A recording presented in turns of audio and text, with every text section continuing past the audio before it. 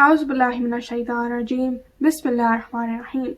Imam Ali Zainul Abidin is a fourth Imam. Like all the 12 Imams, he was a Ma'soom, one who did not commit any mistake or sins.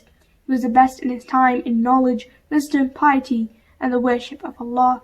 His grandfather, the Holy Prophet Muhammad, gave him the title Zainul Abidin, which means the ornament of the worshippers.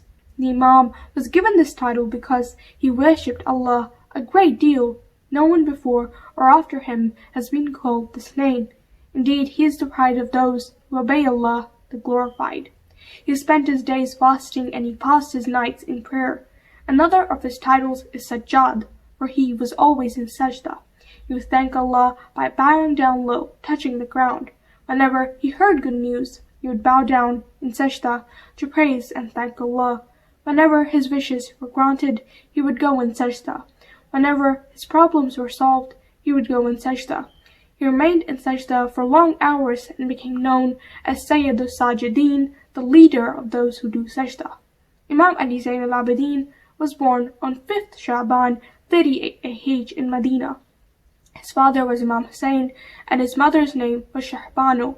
Imam Ali, his grandfather, loved him dearly and recited the azan and aqama when he was born. Time and time again, Imam Ali would hug him and say, "You are Zainul Abidin." His grandmother was Hazrat Fatma, the leader of all the women of the world. His father, Imam Hussein, was the grandson of the Holy Prophet Muhammad and one of the 2 leaders of the youth of paradise. His mother, Bibi Shahbanu, was a princess from Iran, the daughter of Yazdegerd II, the last king of pre-Islamic Iran. She was brought before Imam Ali, who freed her. She then married Imam Hussein. Imam Ali told him, "Treat Shahbanu kindly, for she will bear you the best of the people of the earth after you."